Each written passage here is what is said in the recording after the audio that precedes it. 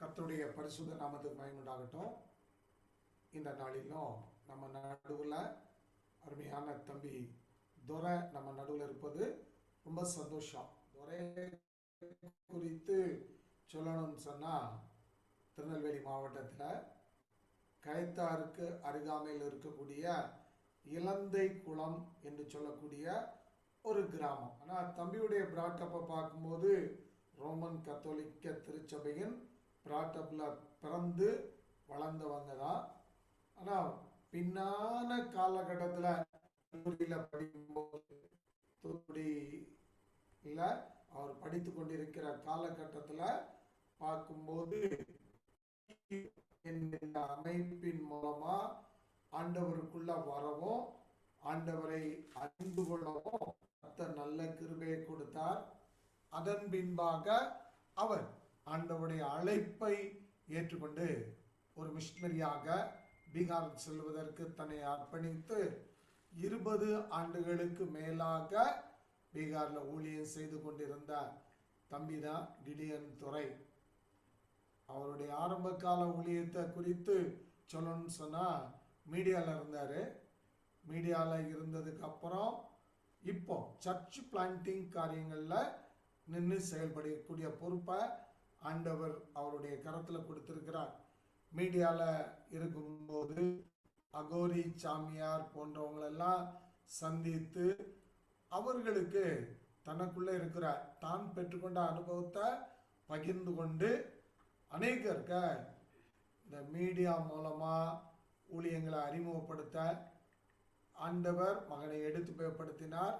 இந்த மீடியா மினிஸ்ட்ரியில் நல்ல கிருபையை கொடுத்து இன்றைய நாளில் உலகமெங்கிலும் ஜெம்ஸ் செய்கின்ற ஊழியங்களை மக்கள் அறிந்து கொள்வதற்கு கர்த்தர் இன்னைக்கு அவருடைய கரத்தில் கொடுத்திருக்கிற பொறுப்பானது நம்முடைய மிஷன் ஸ்தாபனம் ஊழியம் செய்கிற இடத்துல விசுவாசிகள் பெருகி வருகின்ற காலகட்டத்தில் அடுத்து சபை நிறுவப்பட வேண்டியது ஒரு முக்கியமான பணி. நம்முடைய சவுத் இந்தியாவில் கேட்டா பல கஷ்டங்கள் உண்டு. அதுவும் நார்த் இந்தியாவில் பயங்கரமான ஒரு சூழ்நிலை தான். ஆனால் அதன் நடுவிலும் காரியங்களை வாய்க்க பண்ணுகிற கர்த்தர் நம்மோடு கூட இருக்கிறார். எதிர்ப்பை மாற்றுகிற கர்த்தர் நம்மோடு கூட இருப்பதன் விளைவாக இன்றைக்கு பல இடங்களில் அதோடு புதிதாக சில இடங்கள்ல கட்டுவதற்கும் இடம் வாங்க, அதோடு அதனுடைய தேவைகளை மக்கள் மத்தியில பகிர்ந்து கொள்ள ஆண்டவர் நல்ல கிருபையை மகனுக்கு கொடுத்து இந்த நாள்ல பயன்படுத்தி வருகின்றார். இந்த நாள்ல அவர் இருப்பது மிகுந்த சந்தோஷம். இப்பொழுதும் நம் நடுவில் தம்பி கிதியோன் துரை ஆண்டவருடைய வார்த்தையை பகிர்ந்து கொள்ள அன்போடு அழைக்கிறேன். ஆண்டவராகிய இயேசு கிறிஸ்துவின் நாமத்தினாலே உங்கள் அனைவருக்கும் என்னுடைய அன்பின் வாழ்த்துக்களை தெரிவித்துக் கொள்கிறேன். பல நாட்களுக்கு அப்புறமாக உங்களோடு இந்த சந்தர்ப்பத்தை இல்லைனா இந்த செய்தி வேலையை உங்களோடு இடைபடுவது ஆண்டவர் எனக்கு கொடுத்த கிருபைக்காக உமக்கு நன்றி செலுத்துகிறேன். அதிலும் குறிப்பாக எப்பொழுதெல்லாம் இந்த ஜூம் மீட்டிங்கில் பேச வேண்டியது இருக்குதோ அது தெரியல, மிகவும் பலவீனமாக்கி விடுகிறேன். இன்றும் மிகவும் காய்ச்சல் சளினால ரொம்ப கஷ்டப்பட்டேன். ஆண்டவர் எனக்கு உதவி செய்வாராக. 2 காரியங்களை சொல்லிவிட்டு நான் ஆண்டவருடைய செய்திக்குள்ளாக போவதற்கு நான் விரும்புகிறேன். முதலாவதாக, என்னுடைய தாய் தகப்பன்மார் என்னை நல்ல ஒரு ஆசிரியராக ஏற்படுத்த முயற்சி எடுத்தார்கள். ஆசிரியராக வர வேண்டும் என்று முயற்சி எடுத்தார்கள். நானும் மிலிட்ரியில் ஒரு நல்ல ஆபீசர் ஆகணும்னு சொல்லிட்டு ஆசைப்பட்டேன். ஆனால் ஆண்டவர் என்னை ஒரு நல்ல மிஷனரி ஆகணும்னு சொல்லிட்டு ஆசைப்பட்டனால இங்கே வந்து மிஷனரியாக பணி செய்வதற்கு, அதுவும் கடந்த பல வருடங்களாக இந்த வட இந்தியாவில் பணி செய்வதற்கு ஆண்டவர் உதவி செஞ்சுருக்கிறாங்க. ஆண்டவருக்கு நன்றி செலுத்துகிறேன்.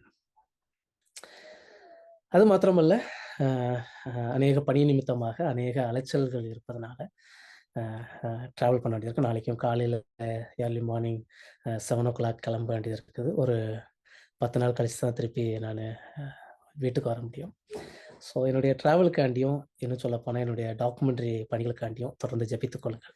சமீப காலங்களிலே இந்த திரிய தீர்க்கதரிசிகளின் ஆகமங்களை பலமுறை தியானித்துக் கொண்டிருக்கும்போது, சில காரியங்களை ஆண்டவர் திரும்ப திரும்ப எனக்கு வலியுறுத்தி சொல்லிக் கொண்டே இருந்தார். அ அதனுடைய காரியங்களை நான் உங்களோடு பகிர்ந்து கொள்ள விரும்புகிறேன். எனக்கு கொடுக்கப்பட்ட நேரத்திலயும் நான் முடிக்க விரும்புகிறேன். ஆண்டவர் தாமே உங்களோடும் என்னோடும் கிரியை செய்வாராக. நாம் முதலாவது தெரிந்து கொள்வதற்காக ஆகாய் 2ஆம் அதிகாரம் 5வது வசனத்தை திருப்பிக் கொள்ளலாம். உங்கள் வழிகளை சிந்தித்துப் பாருங்கள். இன்னைக்கு இந்த Zoom மீட்டிங்ல கலந்திருக்கிற ஒவ்வொருவரையும் ஆண்டவர் பார்த்து கேட்கிறாரு. இந்த உங்கள்ங்கிற இடத்துல உங்க நேம போட்டுக்கோங்க. போட்டுட்டு இந்த வசனத்த வாசிக்கிறதுக்கு முயற்சி எடுங்க. அதாவது நான் இப்படி வாசிக்கிறதுக்கு முயற்சி எடுத்தேன். துரை, உன் வழியை சிந்தித்துப் பார். இது ஒவ்வொரு நாளும் நம்முடைய வாழ்க்கையிலே நடக்க வேண்டிய பகுதி. ஒரு சிலர் சொல்றாங்க, ஒவ்வொரு நிமிடமும் கூட நீங்க நிதானித்தறிந்து நடந்து சென்றால் நன்றாக இருக்கும் என்று சொல்லுகிறார்கள். ஏன்ட்ட கேட்டீங்கன்னா, குறைந்தபட்சம் ஒரு நாளையினுடைய இறுதி பகுதியில நீங்க தூங்க போறதுக்கு முன்னாடி, இன்னைக்கு நம்ம போன பாதை, இல்லன்னா நம்ம செய்த காரியங்கள், இல்லன்னா ஆண்டவருடைய சித்தத்தை எந்த அளவுக்கு நம்ம ரீச் பண்ணியிருக்கிறோம், இல்லன்னா செஞ்சிருக்கிறோம். அவருடைய தரிசனத்தின் பாதையில எந்த அளவுக்கு கடந்து போயிருக்கிறோங்கிறத நம்ம நிதானித்து பார்த்து, சிந்தித்து பார்த்து நாம் ஒவ்வொரு நாளையும் முடிப்போம் என்றால், அது நலமாக இருக்கும். நாம் சரியாக செய்திருக்கிறோம் என்றால், அதை இன்னும் செய்வதற்கும், இல்லை என்றால் அதை திருத்திக் கொள்வதற்கும் இது நம்மளுக்கு ஒரு வாய்ப்பாக இருக்கும். திரும்பவும் சொல்றேன்.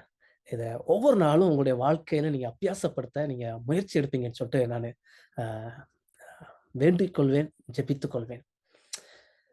அப்படியாக நான் பார்த்துக் கொண்டே இருக்கும்போது, ஆண்டவரே, நான் எந்தெந்த காரியங்கள் எல்லாம் இன்னும் நானு செக் பண்ணணும், இல்ல நான் சரி பண்ணணும் அப்படின்னு பார்க்கும்போது, எனக்கு ரொம்ப அருமையாக ஆண்டவர் சில காரியங்களை கற்றுக் கொடுத்தார். இதை கற்றுக்கொண்டு இருக்கும்போதே நானு மிலிட்டரிக்காண்டி ஆபீசர் அந்த சில ட்ரெய்னிங்ல எல்லாம் இருக்கும்போது, சில காரியங்களை எங்களுக்கு கற்றுக் கொடுத்திருக்கிறார்கள். நீங்க கப்பல் இருக்கு இல்லையா? கப்பலினுடைய அடிப்பகுதிய பார்த்தீங்கன்னா, ஒரு பகுதி வந்து எல்லாம் தண்ணிக்கு அடியில அப்படியே முங்கியிருக்கும். நீங்க வெளியவே பார்க்க முடியாது. அந்த முங்கியிருக்கிற பகுதியில என்ன இருக்குன்னு யாருக்குமே தெரியாது. ஆனா, நாட்கள் ஆக ஆக அதுல ஒரு சின்ன சிப்பி மாரி ஒரு காரியம் வந்து அதுல ஒட்டிக்கிட்டே இருக்கும். அது சில நேரம் நீங்க கயிற்றெல்லாம் அப்படி இழுத்தீங்கன்னா, கையெல்லாம் அப்படி இழுத்து அதுல ரத்தம் வர்ற அளவுக்கு அது கிழிச்சு விட்டுரும். ஆனா, அதுல ஒட்டிக்கிட்டே இருக்கும். அதன் லேயர் வந்து லேயரா பெருசாகிட்டே போகும். இத நீங்க ஒவ்வொரு வருடமும் இல்லன்னா ஒவ்வொரு மாதமும் இதை சரியாக நிதானித்து, இல்லன்னா செக் பண்ணி அதை ரிமூவ் பண்ணலன்னா, கப்பல நீங்க சுமார் ஒரு 10 நாட்டிக்கல் மைல் தூரத்துல நாட்டிக்கல் மைல்ங்கிறது கப்பல்ல வர்றது. நம்ம கிலோமீட்டர்ன்னு சொல்லிட்டு ரோட்வேஸ்ல சொல்லுவோம். நீங்க கப்பல்ல பயணிக்கும்போது அது நாட்டிக்கல் மைல் அப்படின்னு சொல்லுவாங்க. நீங்க ஒரு 10 கிலோமீட்டர் நாட்டிக்கல் மைல்ல 10 நாட்டிக்கல் மைல் ஸ்பீட்ல நீங்க கப்பல ஓட்டிக்கிட்டு இருக்கிறீங்கன்னா, அது என்ஜின் என்னமோ அப்படித்தான் ஓடிக்கிட்டு இருக்கும். ஆனா சில நேரத்துல அது 1 நாட்டிக்கல் மைல், 2 நாட்டிக்கல் மைல் தான் அது போற அளவுக்கு அது பயணிக்கும்.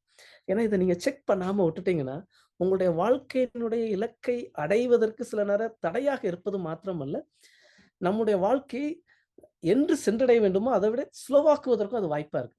இன்னும் சிலர் சொல்றாங்க, அத அப்படியே ஓட்ட போட்டு தண்ணி உள்ள வர்ற அளவுக்கு அது மோசமாக்கிரும் அப்படின்னு சொல்றாங்க. அதனால ஒவ்வொருடைய வாழ்க்கையிலும் நம்மளே நாம் நிதானித்தறிய வேண்டியது ரொம்பவும் அவசியம். அப்படி நான் பார்க்கும்போது திரும்பவும் அந்த சிறிய தீர்க்கதரிசிகளுடைய ஆகமங்களை திருப்பி திருப்பி பார்க்கும்போது, எனக்கு ஒரு காரியம் ரொம்ப ஒரு அ நம்பர் 1 இல்லன்னா என்னைய ரொம்ப அ சோதித்து பார்க்க வைத்த ஒரு காரியம், ஆமோஸ் 2வது அதிகாரம். அ 4வது வசனத்தினுடைய நடுப்பகுதியை நான் வாசிக்கிறேன். உங்களுக்கு ஒரு காரியத்த ரொம்ப ஆழமா கற்றுக் கொடுக்கிறார். நான் இத இப்படி சொல்ல விரும்புறேன். யூத ஜனங்கள்ங்கிறது கிறிஸ்துவை பின்பற்றுகிற ஜனங்கள், இல்லன்னா ஞானஸ்நானம் எடுத்தவர்கள், இல்லன்னா சபைக்கு ஒழுங்காக போகிறவர்கள், ஊழியத்தில் இருப்பவர்கள், இவர்கள நான் அந்த இடத்துல வச்சு நான் பார்க்கிறேன். அப்படி இதை கற்றுக்கொள்ளும்போது, நான் தியானிக்கும்போது, அதுல ரொம்ப ஹைலைட்டான வசனம் அந்த 4வது வசனத்தினுடைய நடுப்பகுதி. கர்த்தருடைய வேதத்தை வெறுத்து. இது நானு பார்த்த உடனே எனக்கு ரொம்ப நேரம் அப்படியே நான் உட்காந்துட்டேன்.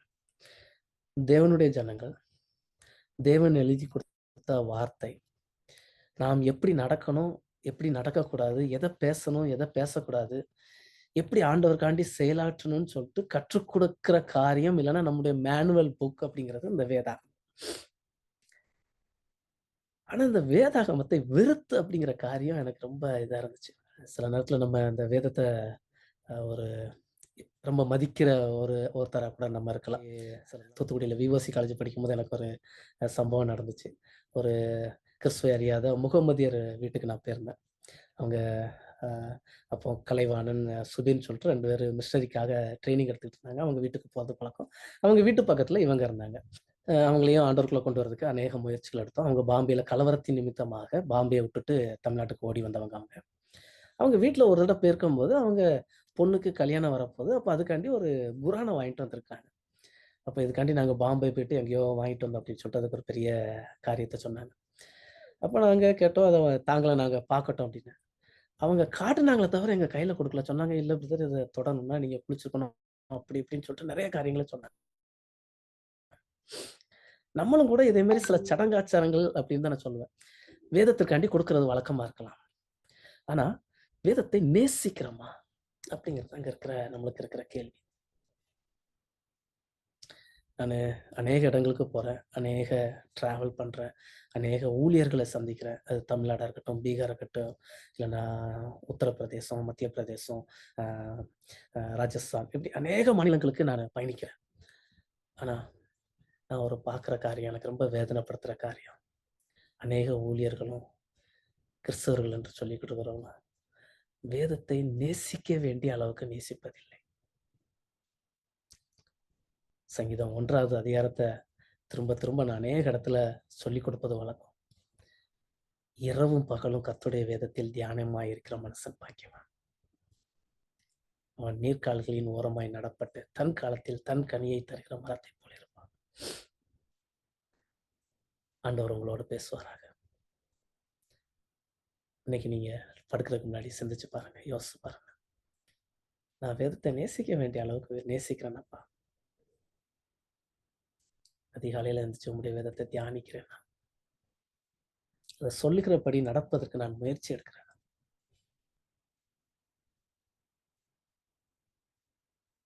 அதுல அநேக பிரச்சனைகள போட்டிருக்குது. சமாதானமின்மை, ஒருத்தருக்கு ஒருத்தர் சண்டை அப்படி அநேக காரியங்கள நீங்க அந்த சின்ன தீர்க்கதரிசில சில இத பார்க்கலாம். நம்ம குடும்பங்கள்ல வருகிற அநேக பிரச்சனைகளுக்கு, சமாதானமின்மைக்கு, இல்லன்னா பொருளாதார ரீதியான இழப்புகளுக்கு நாம் வேதத்தை நேசிக்க வேண்டிய அளவுக்கு நேசிக்காமல் இருப்பதன் காரணம் என்று தைரியமாக சொல்வேன். இந்த இத்தனை வருடமா வட இந்தியாவுல பணி செய்கிறேன். எம்டேசரன் எனக்கு தெரியும். இன்னும் ஒரு சிலருக்கு தெரியும். சுகபோகமான வாழ்க்கை வாழ்ந்த நபர் தான் நான். ஆனால் ஒரு ஊழியக்காரனாக வரும்போது, ஆண்டவரே நான் என்னப்பா செய்வேன்? குறைந்த அலவன்ஸ வச்சு நான் என்ன செய்ய போறேன்? இன்னும் சொல்லப்போனா, என்னுடைய 2வது குழந்தை பிறக்கும்போது பீகார்ல தான் பிறந்தான். பொருளாதார ரீதியா என்ன செய்ய போறேன்னு சொல்லிட்டு ரொம்ப அங்கலாய்ப்போடு இருந்தது வாஸ்தவம் தான். ஆனா ஆண்டவர் சிங்கக்குட்டிகள் தாழ்ச்சி அடைந்து பட்டினியா இருக்கும். கர்த்தரை தேடுகிறவர்களுக்கு ஒரு நன்மையும் குறைபடாது என்று இந்நாள் வரைக்கும் ஒரு குறைவு இல்லாம வழி நடத்திட்டு வந்துட்டு இருக்கிறார்.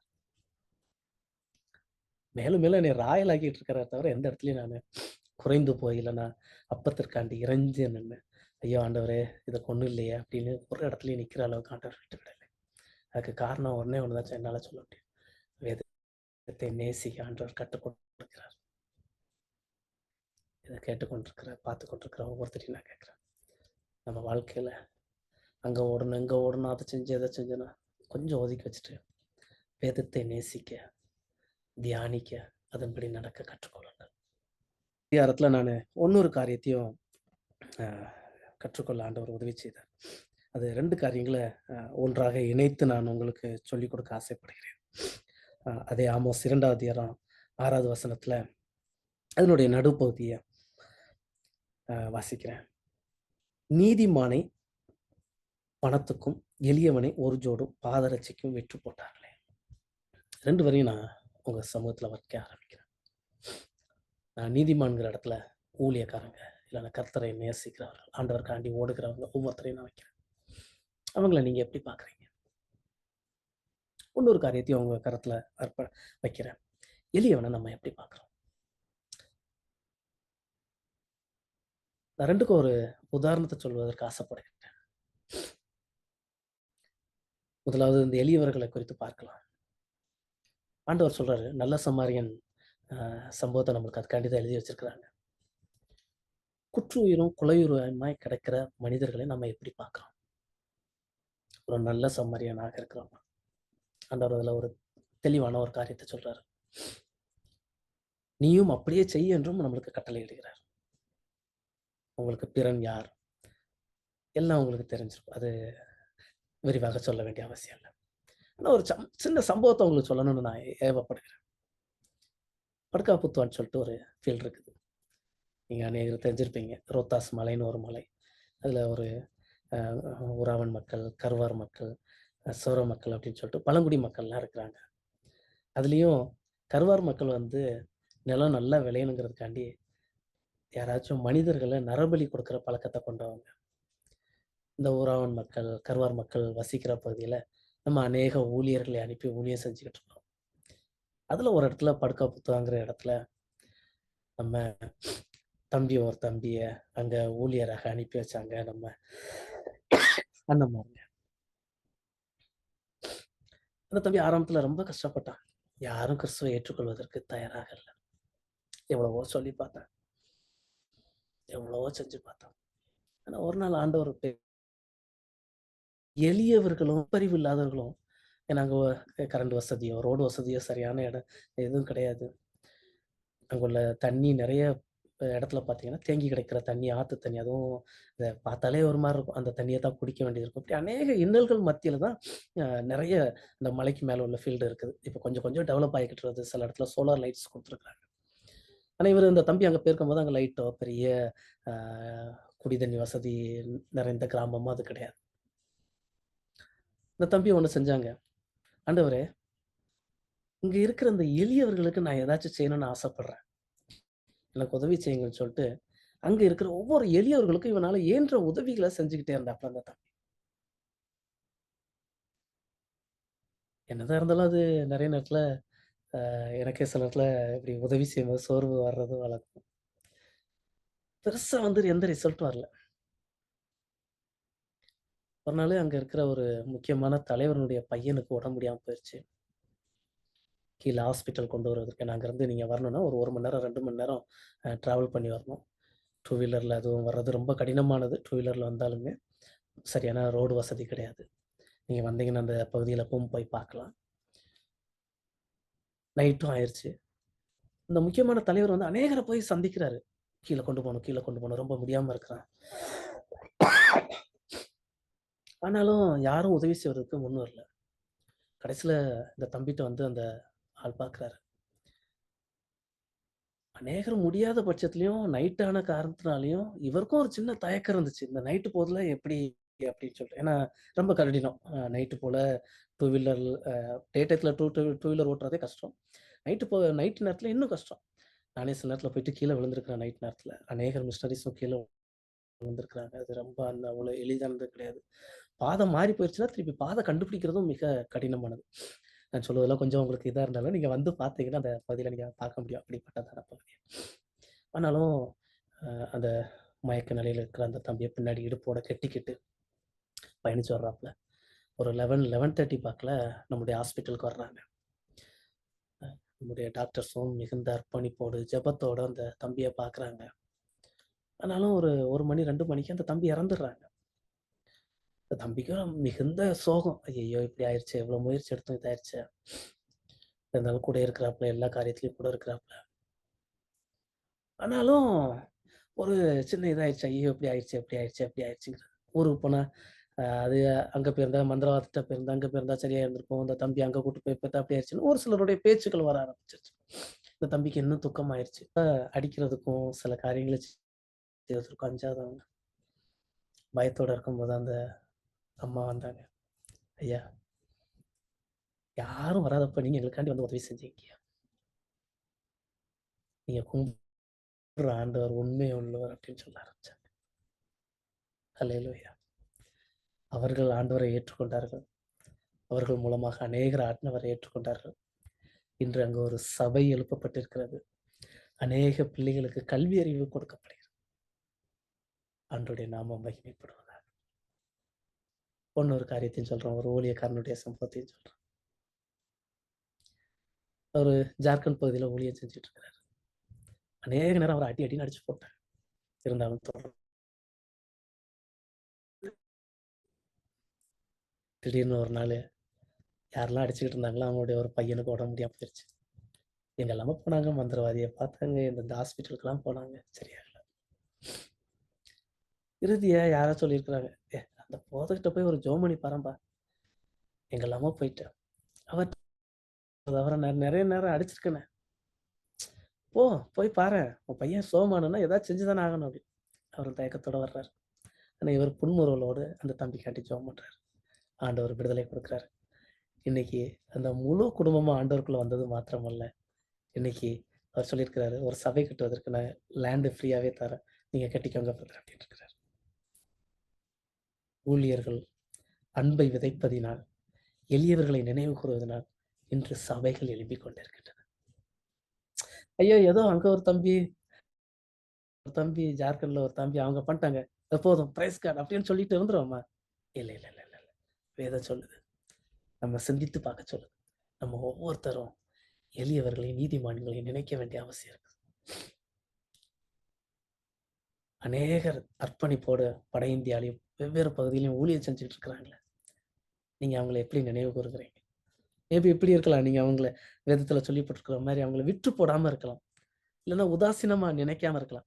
ஆனா எந்த அளவுக்கு நேசிக்கிறீங்க? ஒரு ஊழியத்தை நான் ஒரு தாங்குகிற ஜெபத்தினால பொருளால தாங்குகிற ஊழியத்தை நான் அப்படி கேட்டுட்டு இருந்தேன். ஐயா, நீங்க எந்த மிஸ்டரியை தாங்குறீங்க? உங்களுக்கு எத்தனை பிள்ளைங்கள் இருக்கிறாங்க? அவங்கள என்ன படிக்கிறாங்க தெரியுமா? பிரதர் தாங்குறேன். நல்லது, அது தப்பா சொல்லல. ஆனா நேசிக்கிறவர்களாக அவர்களை அறிந்து கொள்ளாமல் இருக்க முடியாது. அவர்களுக்காண்டி தொடர்ந்து ஜெபிக்கிறவர்களாக இருப்பாங்க. அவர்கள் படுகிற ஒவ்வொரு பிரயாசத்திலையும் கூட இருந்த அழகு இருக்க அவங்களை நான் அழைக்கிறேன். ஆண்டவர் அப்படி செய்வாராக. இந்த இரவு பகுதியில நீங்க படுக்கிறதுக்கு முன்னாடி சிந்திச்சு பாருங்க.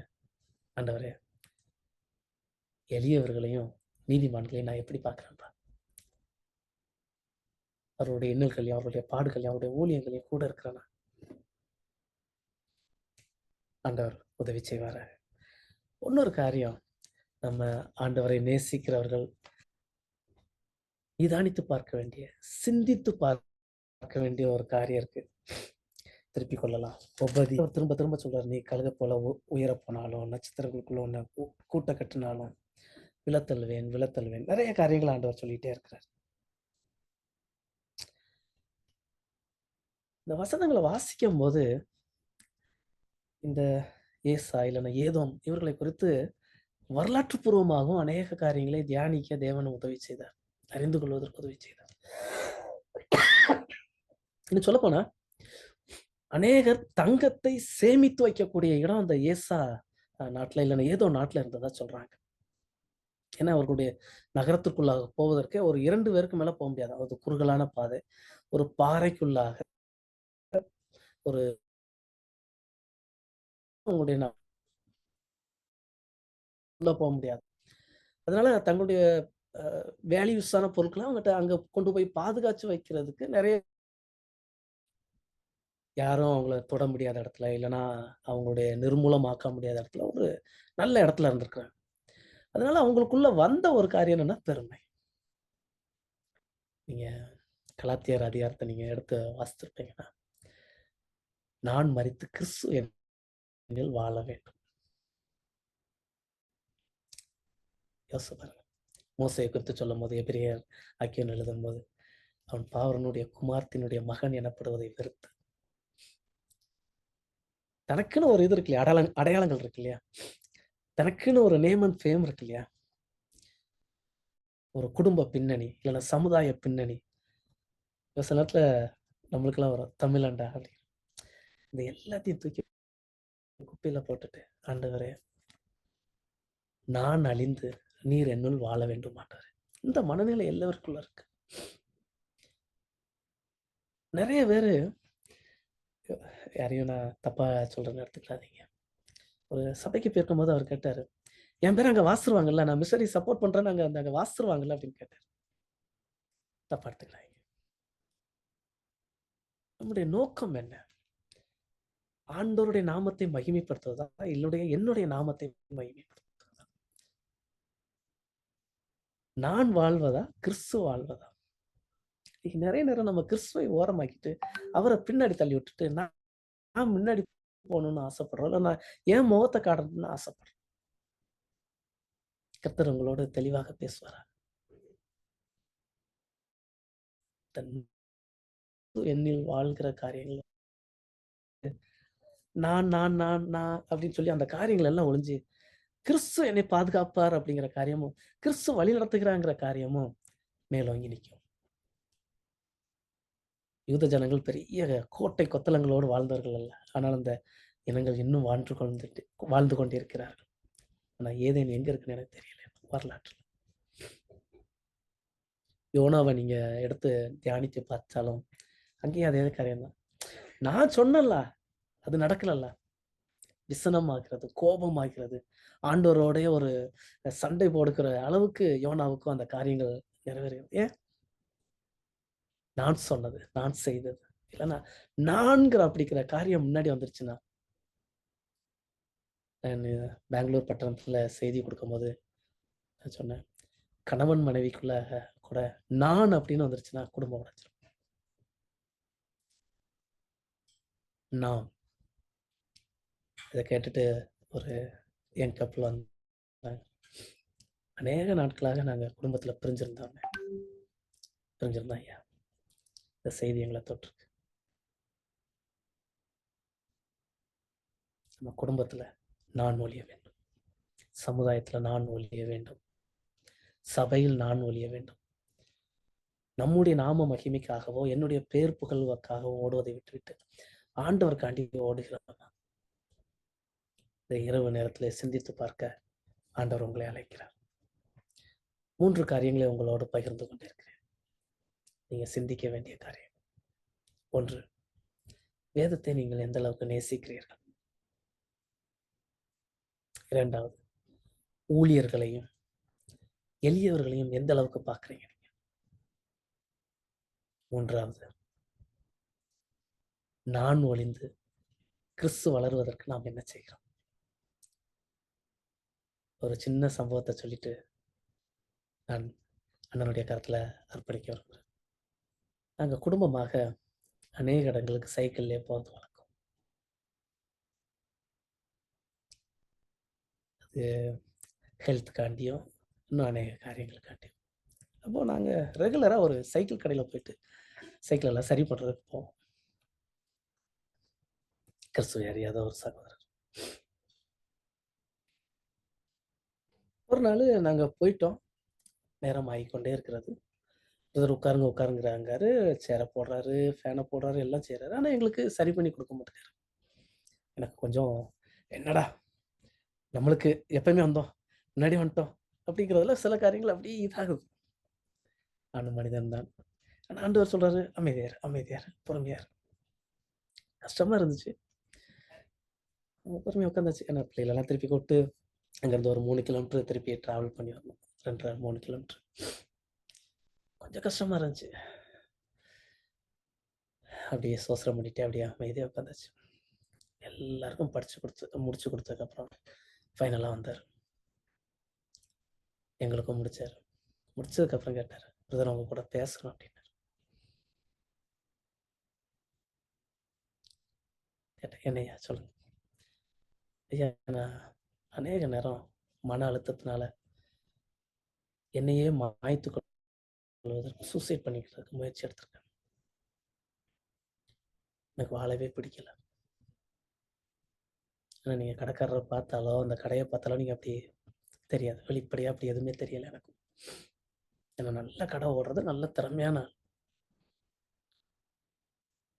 அப்படியே பேசிகிட்டே இருக்கோம். ஒவ்வொன்றா சொல்லிட்டு கேட்டார், ஆனால் உங்களை பார்க்குறேன் சந்தோஷமா இருக்கிறீங்களே எப்படி அப்படின்னு.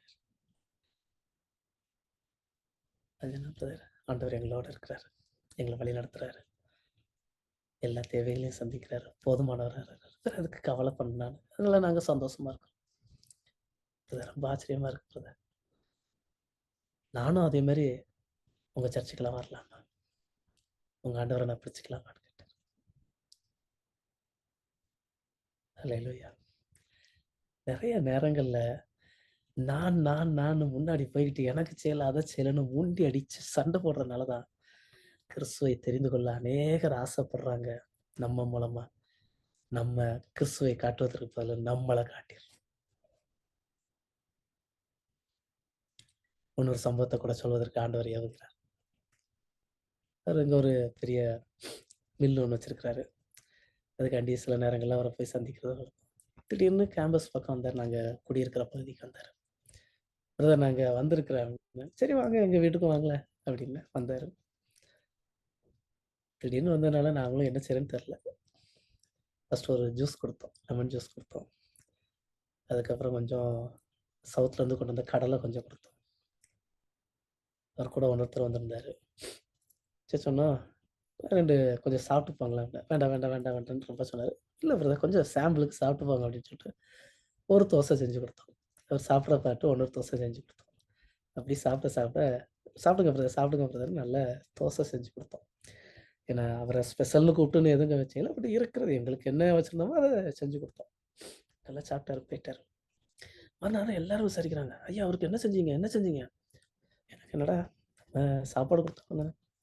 எல்லாரும் 4-5 பேர் விசாரிக்க ஆரம்பிச்சிட்டாங்க. எனக்கு கொஞ்சம் இதாச்சு, ஃபோன் பண்ணிட்டு நானே நேரில் போயிட்டேன். என்னையா சொன்னீங்க, என்ன எதுவும் நான் அங்கே எதுவும் சரியாக அவங்கள ட்ரீட் பண்ணல அப்படி இல்லையா அப்படின்னு கண்ணீர் வர ஆரம்பிச்சிருச்சு. என்ன பிரதர் சொல்லுங்க, ஏன் எங்கள் மேலே எதுவும் குற்றமா? இல்லை, எங்களுடைய மாமனார் மாமியார் கூட இந்த அளவுக்கு எங்களை கவனிக்கல. ஏன்னா பீகாருடைய வழக்கம் உங்களுக்கு தெரிஞ்சிருக்கும்னு நினைக்கிறேன். எங்கள் மாமனார் வீட்டுக்கு பொண்ணு வீட்டுக்கு அதை பொண்ணு எடுத்த வீட்டுக்கு போகிறாங்கன்னா அவருக்கு ட்ரெஸ் வாங்கி கொடுக்கணும், நல்ல சாப்பாடு கொடுக்கணும், அவரை ஒரு ராஜா மாதிரி கவனிச்சுக்கணும். அதனாலே நிறைய பேர் மாமனார் வீட்டுக்கே பிள்ளைங்க போகாதுங்க, வீட்டிலே இருக்குங்க. அப்பாவுக்கு வீண் செலவு எடுத்து வைக்கக்கூடாது. ஆனால் அவர் சொன்னார், மாமனார் கூட எங்களை அப்படி கவனிச்சிருக்க மாட்டார். நம்ம சாதாரணமாக கொடுக்குற ஒரு உணவு அன்பையும் சேர்த்து கொடுத்தோம் அப்படின்னா அநேகருக்கு சுய அன்பை புரிந்து கொள்வார். ஏற்ற வீட்டில் ட்ராவல் பண்ணுறவங்களோட நம்ம எப்படி நடந்துக்கிறோம், நம்ம காட்டுறதுக்கு நம்ம எப்பவுமே அவங்களுக்கு முன்னாடி கொண்டு போகிறது நான் இவராங்கும் அவராங்கும் அங்கேருந்து வரானாங்க அப்படின்னு நம்மளுடைய சம்பாஷணைகளை ஆரம்பிக்கிறோமா, இல்லை கிறிஸ்துவை குறித்து கிறிஸ்துவை வெளிப்படுத்துவதற்காண்டி என்னை அழித்து விட்டு கிறிஸ்துவை வெளிப்படுத்துவதற்கு நாம் முயற்சி எடுக்கிறோம்.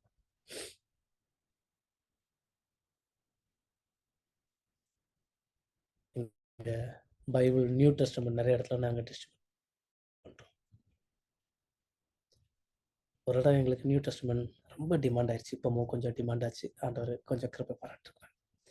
ஒரு 10 வருடத்துக்கு முன்னாடி ரொம்ப டிமாண்டாக இருக்கும்போது நாங்கள் குடும்பமாக ஒரு தீர்மானம் எடுத்தோம். ஆண்டவரை இனி நாங்கள் கிறிஸ்மஸ்க்கு ட்ரெஸ் எடுக்கிறதெல்லாம் நிப்பாட்டிட்டு அப்படி வருகிற சில காசுகளை சேர்த்து வச்சு அந்த பணிக்காண்டி நாங்கள் கொடுப்பாண்டவரை தீர்மானத்தை எடுத்தோம். அதில் லைஃப் மெம்பராக ஜாயின் பண்ணோம். அதன் மூலமாக அநேகர் உற்சாகப்பட்டு லைஃப் மெம்பராக ஜாயின் பண்ணாங்க. இன்னைக்கு பீகார் மட்டும் இல்லை, ஜார்க்கண்ட் இன்னும் சில பகுதியினுடைய ஒரு பெரிய கேம்பாக இது உருவாக்குவதற்கு தேவன் உதவி செஞ்சிருக்கிறார். நீங்கள் எந்த அளவுக்கு தேவனை நேசித்து தேவனுக்காண்டி தியாகபூர்வமான காணிக்கை கொடுப்பதற்கு முன்னாடி நிற்கிறீங்க. எனக்கு தேவை இருக்குன்னு அப்படின்னு நம்மளே பார்த்துட்டு இருக்கிறோமா, இல்லை கிறிஸ்துவை பார்க்குறோமா? நாங்கள் இருக்கிற இடத்துல இருந்து பக்கத்தில் தான் அலகாபாத் இல்லைன்னா பிரயாராஜ்னு சொல்லப்படுற கும்பமேளா நடந்த இடம் இருக்குது. நாங்கள் 2005 அந்த கும்பமேளாவுக்கு போயிட்டு வீடியோ எடுத்து போட்டிருக்கிறேன், யூடியூப்லேயே இருக்குது. இந்த வருஷத்தில் அங்கே போன எத்தனை பேர் இறந்து போயிட்டாங்க, எத்தனை பேர் முடமாக்கி இருக்கிறாங்க, பாதிக்கப்பட்டிருக்கிறாங்க, கஷ்டப்பட்டிருக்கிறாங்க. வலது கை இட தெரியாத அறியாத ஜனங்கள் எத்தனை பேர் இன்னும் இந்தியாவில் இருக்கிறாங்க. நம்ம என்ன செஞ்சுக்கிட்டு இருக்கோம்? சிந்தித்து பார்ப்போம். தேவன் உங்களோட பேசுவாரா? 3 காரியத்தில் திரும்பவும் ஞாபகப்படுத்தி நான் முடிக்க விரும்புகிறேன். வேதத்தை நேசிக்கிறோமா? எளியவர்களையும் நீதிமான்களையும் எப்படியாக நாம் வைத்திருக்கிறோம்? நான் அழிந்து கிறிஸ்து வாழ்வதற்கு நான் என்ன செய்து கொண்டு இருக்கிறேன்? இரவு படுப்பதற்கு முன்பதாக இதை ஒரு நிமிடமாவது சிந்தித்து செயல்படுவதற்கு தேவன் உதவி செய்வாராக. ஆமென். கர்த்தர் தாமே உங்களை ஆசீர்வதிப்பாராக.